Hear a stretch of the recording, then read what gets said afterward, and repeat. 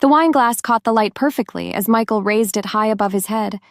The entire ballroom fell silent, 200 pairs of eyes turning toward my husband as he stood there in his perfectly tailored black suit, that charming smile spreading across his face like poison. "Ladies and gentlemen," his voice boomed across the room, confident and commanding as always, "I'd like to make a toast." My heart started pounding, but I kept my smile frozen in place. I knew that look in his eyes. I'd seen it so many times before, right before he delivered one of his perfectly crafted verbal daggers designed to cut me down in front of everyone who mattered. The crystal chandelier above us cast dancing shadows across the faces of our colleagues. Mr. Blackstone stood near the front, nodding approvingly at Michael. Jessica lingered by the bar, her red dress catching everyone's attention, just like she planned. And there I was, standing in my navy blue dress that Michael had called frumpy earlier, trying to blend into the background. "To my beautiful wife, Rachel," Michael continued, his voice dripping with false affection. The crowd turned to look at me, and I felt my cheeks burn under their stares. "She works so hard here at Blackstone Financial, trying her absolute best every single day." A few people chuckled. They could hear it too, that subtle mockery hidden beneath his words. Michael had perfected this art over the years, the ability to insult someone while sounding like he was praising them. "But you know what they say." He paused for dramatic effect, his eyes finding mine across the room. Time seemed to slow down as I watched his lips form the words that would shatter what was left of my dignity. "She can't even satisfy her husband, let alone this company." The words hit me like a physical blow. The room erupted in a mixture of gasps, nervous laughter, and actual cheers from some of Michael's buddies from the sales department. I felt every eye in the room burning into me, watching for my reaction, waiting to see if I would crumble right there on the marble floor. But I didn't crumble. Instead, I did something that surprised even myself. I smiled wider. Because while everyone else was focused on Michael's cruel joke, I was focused on something else entirely. The digital clock on my phone, hidden in my small clutch purse, read 8:47 p.m. In exactly 10 minutes, at 8:57 p.m., Kate would activate the presentation we'd spent months preparing. 10 minutes until Michael's perfectly constructed world would come crashing down around him. 10 minutes until everyone in this room would see the real Michael, the cheater, the liar, the fraud who had been stealing from the company and destroying lives for years. I raised my own glass, my hand steady despite the storm raging inside my chest. "Thank you, darling," I called out, my voice clear and strong. "You always know exactly what to say." More laughter rippled through the crowd. They thought I was playing along with his humiliation, being the good little wife who could take a joke. If only they knew that in 10 minutes, none of them would be laughing anymore. Michael's smile faltered for just a second when he saw my reaction. He'd expected tears, maybe for me to run out of the room in embarrassment. Instead, I stood there looking calm and collected, like I had a secret that he didn't know about. Which, of course, I did. The biggest secret of his life was about to be revealed to everyone who mattered to his career, his reputation, and his future. And the best part? He had no idea it was coming. As the crowd began to disperse and conversations resumed, I checked my phone again. 8:48 p.m., 9 minutes to go.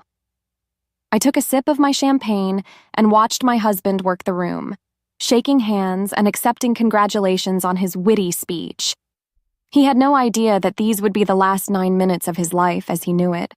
What do you think Rachel has planned for her revenge? Drop your guesses in the comments below. I bet you can't predict what's coming next. 8 months ago, I thought I had the perfect marriage.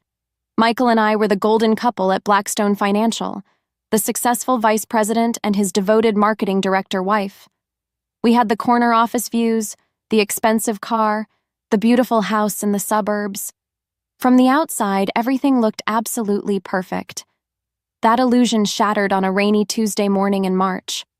I had forgotten my laptop at the office and decided to swing by early to grab it before my dentist appointment. The building was mostly empty at 7 in the morning, just the cleaning crew and a few workaholics getting an early start. I used my key card to get into our floor and headed straight for my office. That's when I heard them. Michael's laugh echoed from his office down the hall, followed by a woman's giggle that definitely wasn't mine. My stomach dropped as I recognized Jessica's voice, breathy and flirtatious in a way that made my skin crawl. "We have to be more careful," I heard Michael say through his partially open door. "Rachel's been asking questions about my late nights." "Maybe it's time you told her the truth," Jessica replied. "That you've outgrown her, that you need someone who can actually keep up with you." I pressed myself against the wall, my heart hammering so loud I was sure they could hear it. This couldn't be happening. Not Michael. Not my Michael who brought me coffee every morning and told me he loved me before bed every night. Soon. Michael's voice was different now, colder than I'd ever heard it. "But I need to be smart about this. Rachel's not as stupid as she looks. If I'm not careful, she could make things difficult for me here at the company." "What do you mean?" Jessica asked. "Think about it. She knows all my clients, has access to my files. If she wanted to cause trouble during a divorce, she could really damage my reputation. No, I need to handle this carefully. Make her look incompetent first, maybe even unstable. Then when I leave her, everyone will understand why." The words hit me like ice water. This wasn't just an affair, this was a calculated plan to destroy me. I stood there in that empty hallway, listening to my husband of 6 years discuss my destruction like it was a business strategy. Jessica laughed at something he said, and the sound made me want to throw up. Instead, I quietly backed away from his office and left the building. I sat in my car in the parking lot for 20 minutes, staring at the rain on my windshield, trying to process what I'd just heard. Over the next few weeks, I started noticing things I'd been blind to before. The way Michael would subtly correct me in meetings, making me look foolish in front of our colleagues. How he'd volunteer me for impossible projects with unrealistic deadlines, then act disappointed when I struggled to meet them. "Rachel's been having a hard time lately," I heard him tell Mr. Blackstone one afternoon. "I think the pressure might be getting to her. Maybe we should consider reducing her workload." He was doing exactly what he'd told Jessica he would do, systematically undermining my reputation and competence, making everyone believe I was falling apart so that when he finally left me, no one would question his decision. The worst part was how good he was at it. Michael had always been charming, but now I could see the manipulation behind every smile, every concerned comment about my stress levels, every public joke at my expense that left me looking oversensitive if I objected. At company events, he'd make little comments about our marriage that seemed playful, but were actually designed to humiliate me. "You know how wives can be," he'd say with a laugh when I'd suggest a different approach to a project. "Always thinking they know better." Everyone would chuckle, and I'd force myself to smile along, playing the role of the good-natured wife who could take a joke. Inside, I was dying a little more each day, but somewhere between the 3rd month of watching my husband systematically destroy my life and the 4th month of pretending everything was fine, something inside me changed. I stopped being the victim and started being the observer. If Michael wanted to play games, I decided I could learn to play them too. I just needed to play them better than he did. The decision to fight back came to me on a Thursday night in June. Michael was working late again, or at least that's what he told me. I sat alone in our kitchen, staring at the cold dinner I'd prepared for 2, when my phone buzzed with a text from Kate. "Coffee tomorrow? You look like you need to talk." Kate had been my best friend since college, and she had a talent for reading people that came from her work as a freelance investigator. She specialized in corporate fraud cases, which meant she knew how to find things people didn't want found. The next morning, I told Kate everything. About the affair, about Michael's plan to destroy my reputation, about how trapped and helpless I felt. She listened without judgment, taking notes in that methodical way of hers. "Rachel," she said when I finished, "you have 2 choices. You can let him destroy you, or you can gather evidence and destroy him first." "I don't know how to do that," I admitted. Kate smiled. "Lucky for you, I do." We started small.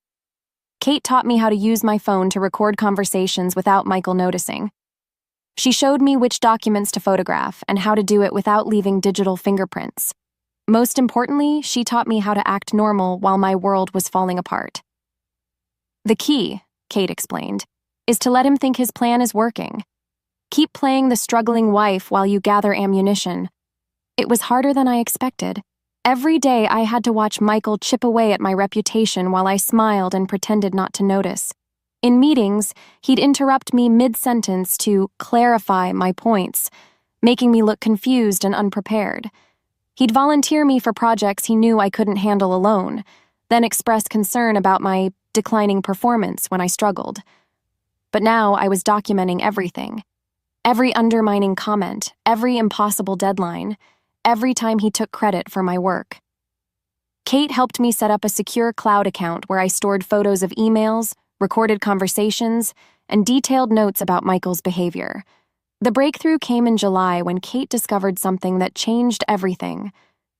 "Rachel, you need to see this," she said, calling me into her car after work one evening. She had her laptop open, showing me Michael's company credit card statements that she'd somehow accessed. "How did you get these?" I asked. "Don't ask questions you don't want answered," she replied. "Just look at the dates and locations." My stomach dropped as I scanned the charges. Expensive dinners at romantic restaurants on nights Michael claimed to be working late. Hotel rooms booked during supposed business trips that I now realized Jessica had also been absent for. Jewelry purchases from Tiffany that I'd never received. "He's been using company money to fund his affair," Kate said. "That's embezzlement, Rachel. That's a felony." But it got worse. As we dug deeper, we found charges for personal expenses that had nothing to do with Jessica. Michael had been treating the company credit card like his personal bank account for years. Expensive suits, golf club memberships, even payments to a luxury car dealership. "Look at this!" Kate pointed to a series of charges from March. "He spent $8,000 at an electronics store the same week he told you the company was cutting your department's budget." I remembered that week. Michael had come home talking about how tight money was, how we all needed to make sacrifices. Meanwhile, he was buying himself a new home theater system with stolen company funds. Kate and I spent the next month building an airtight case. We tracked every fraudulent charge, every lie, every instance of Michael using his position to benefit himself at the company's expense. We discovered he'd been inflating his expense reports for years, claiming meals and travel that never happened. The most damning evidence came when Kate managed to access Michael's work computer remotely. We found folders full of my marketing proposals and campaign ideas, all with Michael's name on them instead of mine. He'd been stealing my work and presenting it as his own for over 2 years. "This is enough to destroy him," Kate said, as we reviewed our evidence. "Financial fraud, theft of intellectual property, misuse of company resources.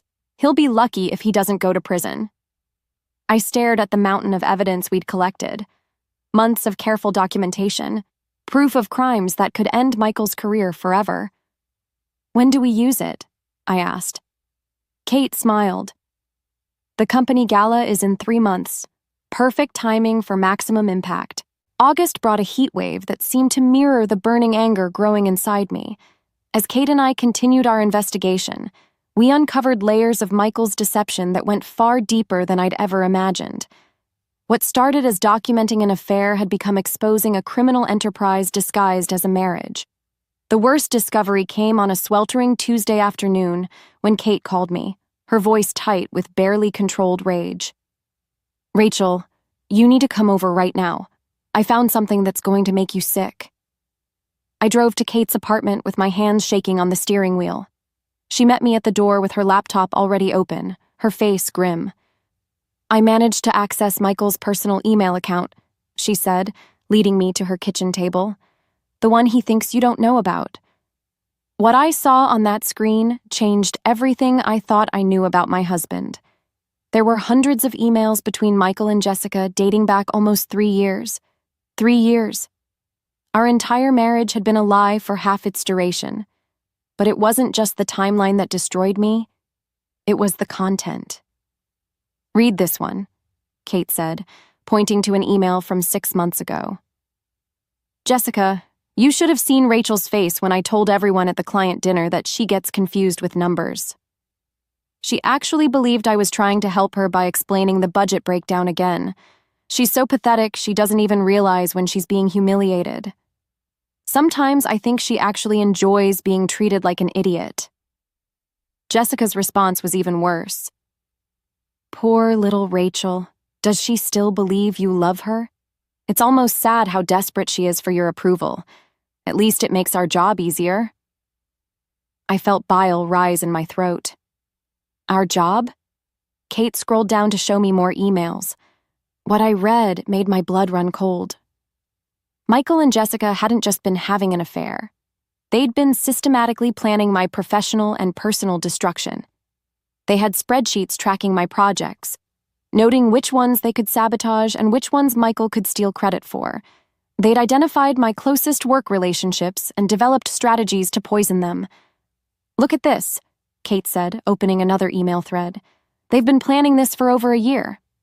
The emails detailed their strategy with clinical precision. Michael would gradually undermine my confidence and competence at work, while Jessica gathered intelligence about my daily routines, my friendships, even my therapy appointments after my mother died last year. She's been seeing Dr. Martinez for grief counseling, one email read. Perfect opportunity to plant seeds about her mental instability. I'll mention to Blackstone that I'm concerned about her emotional state affecting her work performance. I remembered that conversation. Michael had seemed so caring when he suggested I might want to take some time off after a particularly difficult session. I'd thought he was being supportive. Instead, he'd been building a case for my incompetence. The emails revealed that Jessica had been feeding Michael information about my work schedule, my client meetings, even my lunch plans. She'd been watching me, reporting back to him like I was some kind of target under surveillance. But the most devastating discovery was a folder labeled Exit Strategy. Inside were detailed plans for our divorce. Michael had already consulted with a lawyer about how to minimize his financial obligations to me. He'd researched ways to claim that my mental health issues made me unfit to receive alimony. He'd even identified which of our shared assets he could hide or transfer before filing papers. He's been moving money, Kate said, showing me bank statements she'd somehow obtained. Small amounts, transferred to accounts you don't know about. He's been preparing to leave you with nothing. The final blow came in an email dated just 2 weeks ago. The gala will be perfect timing. I'll humiliate her publicly one last time, really drive home how unstable and incompetent she's become. Then I'll file for divorce the following week, citing irreconcilable differences and her inability to handle professional stress. By the time she realizes what's happening, I'll have already secured my position at the company and protected my assets. She'll be too broken to fight back effectively. I stared at the screen, reading my husband's plan to destroy me, written out like a business proposal. Every kind word, every moment of seeming support over the past 3 years had been calculated manipulation designed to break me down. Rachel, Kate said gently, there's more. She showed me emails discussing other women at the company. Michael hadn't just targeted me. He'd been harassing female colleagues for years, using his position to intimidate and manipulate them. 2 women had quit because of him, and he'd bragged about it to Jessica. I wasn't just his victim. I was his latest victim in a pattern of abuse that stretched back years. But as I sat there reading the evidence of my husband's cruelty, something unexpected happened. The crushing weight of betrayal began to transform into something else entirely. Pure, focused rage. The rage that consumed me after reading those emails was unlike anything I'd ever experienced. For 3 days, I could barely eat or sleep. I'd catch myself staring at Michael across the breakfast table, wondering how someone could smile so warmly while planning such calculated cruelty. But by the 4th day, that rage had crystallized into something far more dangerous: cold, methodical determination. Kate found me in her apartment that Saturday morning, surrounded by printed emails and bank statements, mapping out Michael's crimes like a detective working a murder case. Rachel, you look terrible, she said, setting down coffee and studying my work. But this is brilliant. I'd spent the entire night organizing our evidence into categories: financial fraud, theft of intellectual property, harassment of female employees, and conspiracy to commit fraud. Each section was meticulously documented with dates, amounts, and corroborating evidence. "The gala is in 6 weeks," I said, my voice steady for the first time in days. "Michael wants to use it to humiliate me one final time before destroying my life. Instead, it's going to be the night his world ends." Kate sat down beside me, studying my plans. "Tell me what you're thinking." "Michael's expecting the broken, confused wife he's been creating for the past year. So that's exactly what I'll give him. Right up until the moment I don't." I pointed to the timeline I'd created. "He'll make his speech, probably something designed to embarrass me in front of everyone who matters. The whole room will see poor, pathetic Rachel getting humiliated by her successful husband. And then they'll see who Michael really is." Over the next 2 weeks, Kate and I refined our plan with military precision. She would create a multimedia presentation that would play automatically on the gala's main screen, triggered by a timer we'd set for exactly 10 minutes after Michael inevitably grabbed the microphone for one of his impromptu speeches. The presentation would start with the financial evidence: clear, undeniable proof of Michael's embezzlement displayed in easy-to-read charts and graphs, bank statements, credit card records, forged expense reports. Everything laid out so simply that even the most financially illiterate person in the room would understand that Michael had been stealing from the company for years. Then would come the personal evidence: screenshots of his emails with Jessica, including their plans to destroy me and their mockery of my grief counseling, audio recordings of conversations where Michael bragged about manipulating female employees, photos of the gifts he'd bought Jessica with company money, including the diamond bracelet she'd been wearing to work lately. "The key," Kate explained as she worked on the technical aspects, "is to make it impossible for him to deny or explain away. No ambiguity, no room for interpretation. Just cold, hard facts that speak for themselves.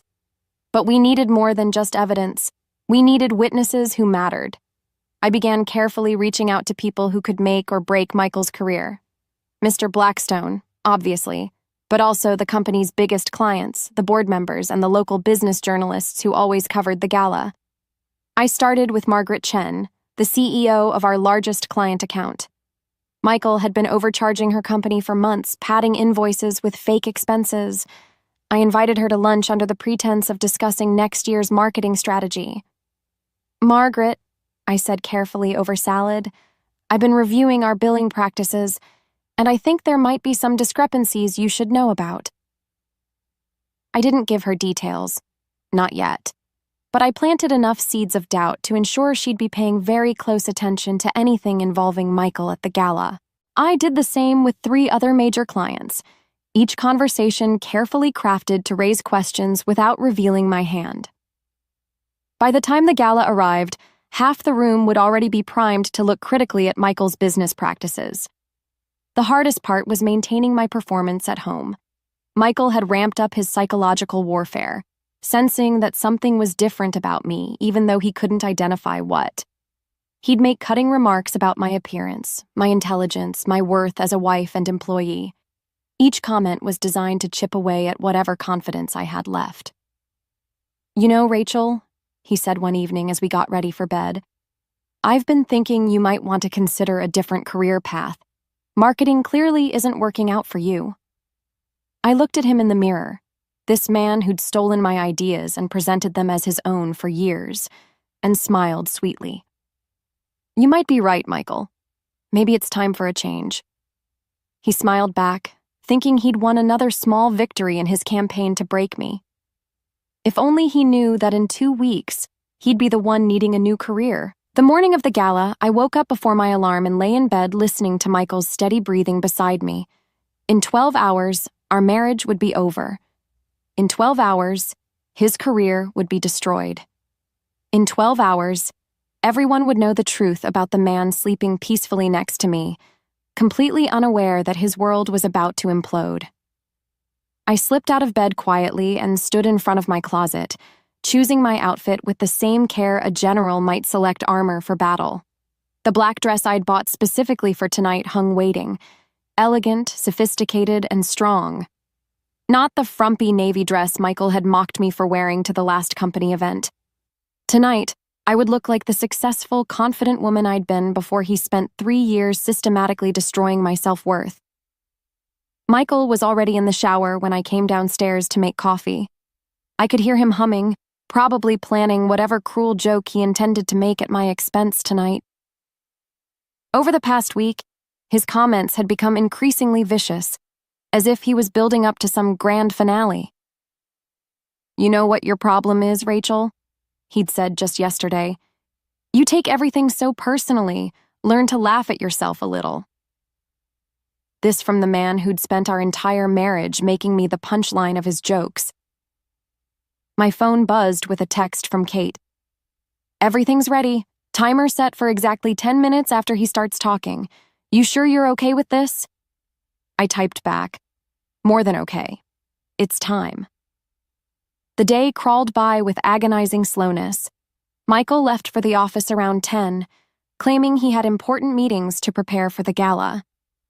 I knew he was probably spending the day with Jessica, maybe even planning tonight's humiliation together. The thought should have hurt, but instead, it just made me more determined. At 3 o'clock, I went to the salon for the first time in months. Michael had been subtly discouraging me from wasting money on things like haircuts and manicures, part of his campaign to make me feel frumpy and worthless. But today, I got the works: hair, makeup, nails. I wanted to look absolutely stunning when his world collapsed. Kate met me at home at 5 to do a final equipment check. The presentation was loaded and ready, the timer programmed, the backup systems in place. We'd even arranged for a local business reporter to be in the perfect position to capture Michael's reaction when the truth came out. "Last chance to back out," Kate said, though we both knew I was far past that point. "He made his choice 3 years ago when he decided to destroy me," I replied. "Tonight, he faces the consequences." Michael came home at 6:30, already dressed in his tuxedo and reeking of expensive cologne. He barely glanced at me as I put on my earrings. "Try not to embarrass me tonight," he said casually, adjusting his bow tie in the mirror. "I know these events can be overwhelming for you." I smiled at his reflection. "Don't worry, Michael, I think tonight will be very memorable."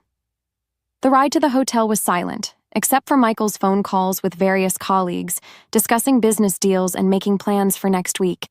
Plans that would never happen, a future that would never exist. The grand ballroom at the Riverside Hotel was spectacular, decorated in gold and black with crystal chandeliers casting warm light over the 200 guests. I recognized faces from across the industry: clients, competitors, journalists, and city officials. Everyone who mattered in our professional world was here to witness what Michael thought would be my final humiliation. Instead, they were here to witness his downfall. Michael immediately began working the room, shaking hands and accepting congratulations on some deal he'd closed that week. I watched him charm client after client, knowing that in a few hours these same people would be looking at him with disgust and betrayal. Jessica arrived fashionably late in a red dress that cost more than most people's monthly salary, probably bought with company money. She and Michael exchanged meaningful glances across the room, and I saw her suppress a smile when she looked at me. She thought she was about to watch me get destroyed in front of everyone. At 8:30, dinner was served. Michael made small talk with the people at our table, occasionally making subtle digs at my expense that had everyone chuckling uncomfortably. I smiled and played along, the perfect good-natured wife. At 8:45, Michael excused himself to use the restroom, and I knew he was probably coordinating with Jessica about his planned speech. At 8:46, I checked my phone one last time and saw Kate's final text. Showtime. Michael returned to the table at 8:47, his eyes bright with anticipation and alcohol. He'd been drinking steadily all evening, which would only make what was coming more devastating. At 8:50, he stood up and reached for the microphone. Michael's hand closed around the microphone with the confidence of a man who believed he owned the room. The conversations around us gradually died down as people turned their attention to my husband. expecting another one of his charming speeches that always seemed to entertain everyone at my expense. "Ladies and gentlemen," Michael began, his voice carrying that familiar tone of false warmth that I'd learned to recognize as pure poison. "I hope you're all enjoying this wonderful evening." Polite applause rippled through the ballroom. I sat perfectly still, my hands folded in my lap, counting down the seconds until his world would end. 8 minutes and 30 seconds until Kate's presentation would begin playing on the massive screen behind him. "You know," Michael continued, swaying slightly from the wine, "they say behind every successful man is a great woman. Well, I'm here to tell you that's not always true." A few uncomfortable chuckles echoed through the room. Mr. Blackstone frowned slightly, but Michael was too drunk and too confident to notice. "Take my beautiful wife Rachel here." Michael gestured toward me with his wine glass, and I felt 200 pairs of eyes turn in my direction. "She tries so hard, bless her heart. Really gives it her all here at the company." My phone showed 8:52. 5 minutes and 30 seconds. "But you know what they say?" Michael paused for dramatic effect, that cruel smile spreading across his face as he prepared to deliver what he thought would be the killing blow. "She can't even satisfy her husband, let alone this company." The room erupted exactly as he'd planned. Some people gasped in shock, others laughed nervously, and a few of his buddies from sales actually cheered and raised their glasses. Jessica covered her mouth with her hand, pretending to be scandalized while her eyes sparkled with malicious delight. I felt the familiar burn of humiliation wash over me, but this time it was different. This time, I knew it would only last for exactly 5 more minutes. I stood up slowly, raising my own glass with a steady hand. "Thank you, darling," I said, my voice carrying clearly across the silent ballroom. "You always know exactly what to say." More laughter rippled through the crowd. They thought I was playing along, being the good sport who could take a joke. Michael's smile widened, thinking he'd achieved the perfect public humiliation he'd been planning for months. "That's my girl," he said into the microphone. "Always such a good sport about everything." 8:54. 3 minutes. Michael launched into what sounded like an impromptu speech about marriage and partnership, but I could tell he'd rehearsed every word. He talked about the challenges of being married to someone who struggled with confidence, and how important it was to be patient with people who aren't quite at your level. Each word was designed to paint me as pathetic and incompetent, while making him look like a saint for putting up with me. The audience was eating it up, nodding along with his fake wisdom about relationships. 8:56. 1 minute. "The truth is," Michael said, building to what he clearly thought was his grand finale, "some people are just meant to be followers, not leaders. And that's okay. The world needs people who are content to stay in the background and let others shine." He looked directly at me as he said it, his eyes glittering with triumph. This was it. His final, devastating blow designed to ensure I'd never recover professionally or personally. 8:57. The massive screen behind Michael suddenly blazed to life.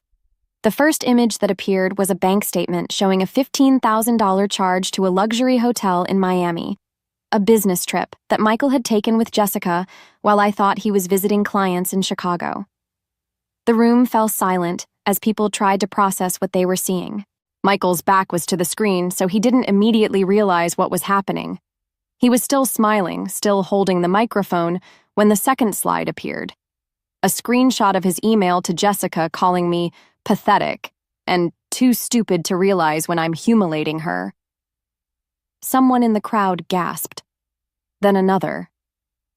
Michael's smile began to falter as he noticed people weren't looking at him anymore. They were looking behind him.